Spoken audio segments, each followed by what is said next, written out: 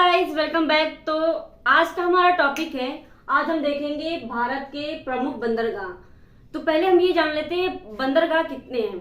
ठीक, तो केंद्र लेवल पे कितने हैं और राज्य लेवल पे कितने हैं, पहले ये जान लेते हैं। देखिए 200 जो है बंदरगाह वो छोटे बंदरगाह हैं। तो 200 जो छोटे बंदरगाह है वो आपके आते हैं किसमें, राज्य में। ये छोटे बंदरगाह राज्य में आते हैं। और 13 बड़े बंदरगाह है, तो जो 13 बड़े बंदरगाह है वो आपके आते हैं केंद्र में, ये आपके आते हैं केंद्र लेवल पे। ठीक है, तो इस प्रकार आपका बंदरगाह बटा हुआ है 200 और 13 में। 200 आपके छोटे बंदरगाह हैं और 13 आपके बड़े बंदरगाह।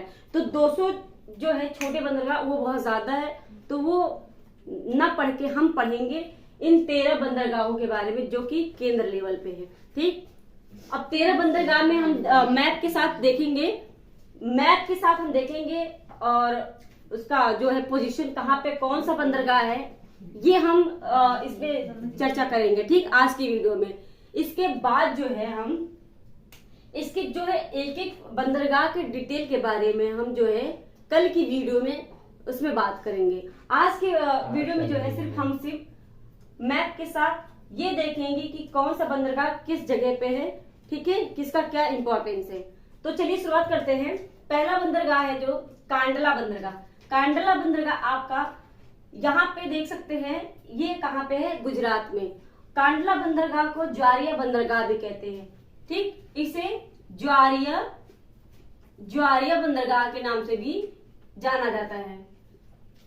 और ये आपका कहाँ पे है, ये आपका खंभात की खाड़ी में है। खंभात की खाड़ी में आता है। और किस तट पे है ये अरब सागर तट पे है। ठीक, अरब सागर तट पे कांडला बंदरगाह है गुजरात में, जो कि गुजरात से जो भी आपका ट्रांसफर होता है, जो भी वस्तु आपका ट्रांसफर होता है वो कांडला बंदरगाह से ट्रांसफर होता है।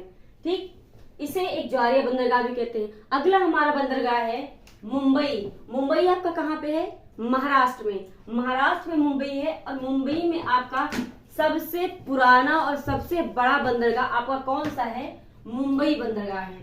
तो मुंबई बंदरगाह तो एक प्राचीन बंदरगाह हो गया, पुराना बंदरगाह हो गया। लेकिन एक टाइम आया कि जितने भी लोड थे एक ही बंदरगाह पे पड़ने लगा, मुंबई पे, जो कि काफी वर्क होने की, लोड होने की वजह से इस पे दिक्कतें आने लगी। तो इसके भार को कम करने के लिए जो है एक नया बंदरगाह बनाया गया जिसका नाम है जवाहर नेहरू नहवा सेवा। ये जवाहर नेहरू जो है नहवा सेवा, ये आपका एक नया बंदरगाह बनाया है जो कि मुंबई बंदरगाह के भार को कम करने के लिए मुंबई से थोड़ी दूरी पे क्या है, इसका स्थापना किया गया तटीय अरब सागर के उसमें। ठीक है, तो ये इसको क्या एक और नाम से जानते हैं, क्या है, मुंबई का आधुनिक बंदरगाह के नाम से जाना जाता है। ठीक है, आगे हम देखेंगे गोवा का बंदरगाह। गोवा आपका यहाँ पे है, महाराष्ट्र और केरला के बीच में आपका क्या आता है, गोवा। और गोवा में एक बंदरगाह है मुर्मुगोवा बंदरगाह। मुर्मुगोवा बंदरगाह कहाँ पे है आपका, गोवा में। ये भी आपका अरब सागरीय इलाके में पड़ता है। और कहाँ पे, गोवा के तट पे। यहाँ से ही आपका गोवा का जो भी चीजें हैं वो ट्रांसफर होती हैं। ठीक, अगला है न्यू मंगलोर। अब न्यू मंगलोर बंदरगाह कहाँ पर है, तो आप मैप में देख सकते हैं। यहाँ पे क्या आता है, यहाँ पे आप कर्नाटक, तो कर्नाटक का जो है बंदरगाह आपका न्यू मंगलोर बंदरगाह है। और इसके बारे में जो पढ़ना है हम वो अगली वीडियो में पढ़ेंगे। अभी हम फिलहाल लंबी वीडियो न होने की वजह से तो इसलिए हम आज सिर्फ मैप की वजह से थ्रू हम चर्चा करेंगे। ठीक, तो अगला है न्यू मंगलोर। न्यू मंगलोर आपका कहाँ पे है, कर्नाटक में। अगला बंदरगाह है कोचीन। कोचीन बंदरगाह केरल में है। कोचीन बंदरगाह आपका केरल में है। और आपने सुना होगा कि केरल में मसालों की खेती बहुत ज्यादा फेमस है, जो कि अंग्रेज जब भारत आए थे, पुर्तगाली जब भारत आए थे, तो क्या है उनका मकसद क्या था, केरल के मसालों के लिए ही तो उनका लालच आया। तो इससे हम ये क्या है, कोचिन बंदरगाह यहाँ से जो है मसालों का जो है ट्रांसपोर्ट होता रहता है। ठीक, तो कोचिन बंदरगाह मसालों के लिए ज्यादा फेमस है, यहाँ से जो है मसाले ट्रांसफर होते हैं। ठीक, उसके बाद है आपका तूतीकोरिन। तूतीकोरिन बंदरगाह आपका कहाँ पे पड़ता है, ये है आपका तमिलनाडु में। तमिलनाडु में 3 बंदरगाह, एक तो आपका आंध्र प्रदेश और तमिलनाडु के डिवाइडर पे है, ठीक सीमा पे बना है। एक आपका चेन्नई में बना है और दूसरा आपका है जो है तूतीकोरिन। तो पहला जो है तमिलनाडु का तूतीकोरिन बंदरगाह है, दूसरा है आपका चेन्नई बंदरगाह।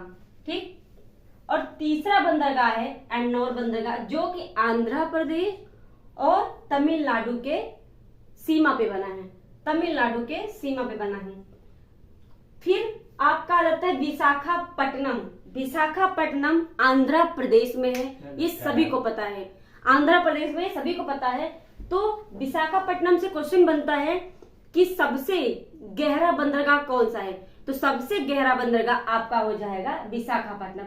और विशाखापट्टनम है कहाँ पे, मैप में आप देखिए, आंध्र प्रदेश मैंने यहाँ पे शॉर्ट फॉर्म में लिखा है एपी करके, तो आंध्र प्रदेश में आपका विशाखापट्टनम है। और विशाखापट्टनम एक सबसे गहरा बंदरगाह है, ये एक आपका एक अकेला इकलौता जो है कि सबसे गहरा बंदरगाह है।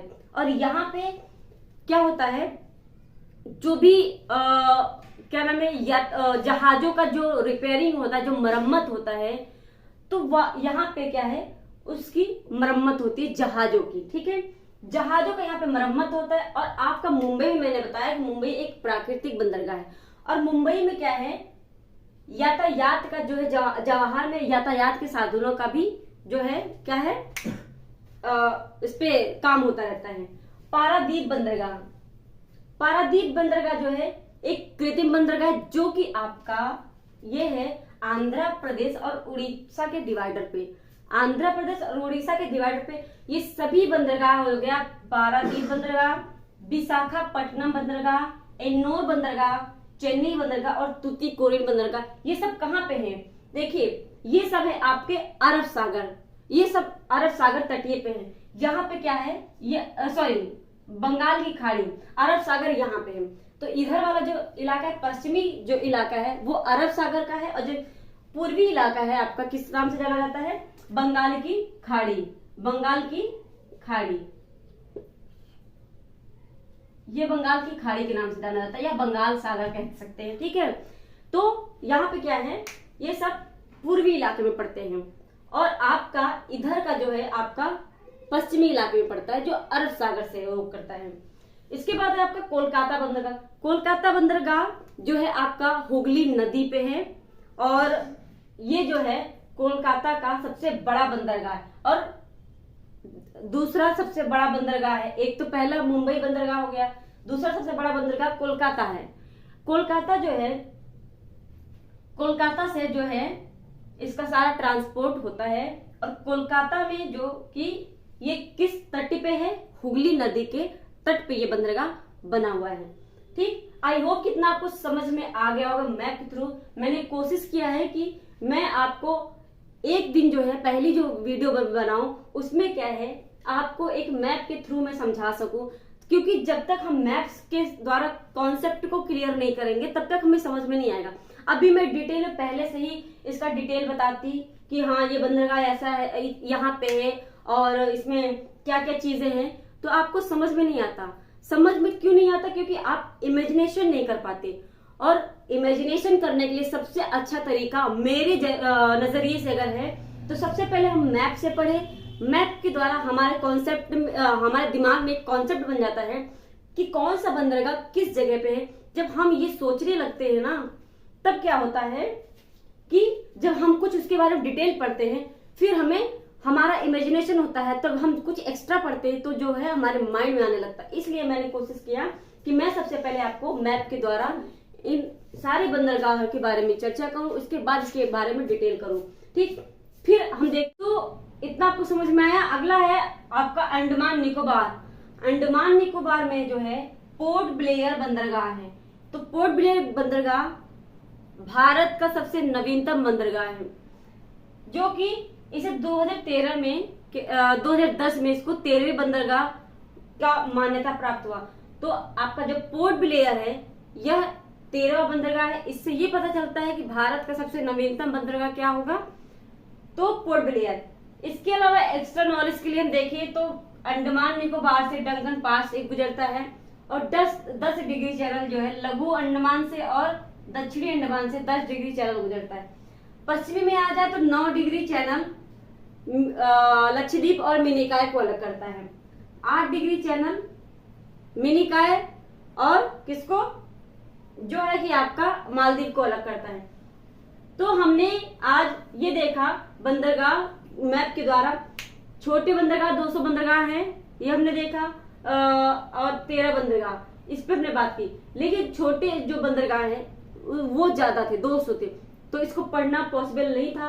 13 बंदरगाह पे फोकस किया हमने, क्योंकि इन 13 बंदरगाह को हम अगर पढ़ लेते हैं तो 200 जो बंदरगाह छोटे हैं वो इसको पढ़ना आसान हो जाएगा। तो आई होप आपको क्लास अच्छी लगेगी, और क्लास आपको कैसी लगी तो ये आप कमेंट बॉक्स में जरूर बताएं।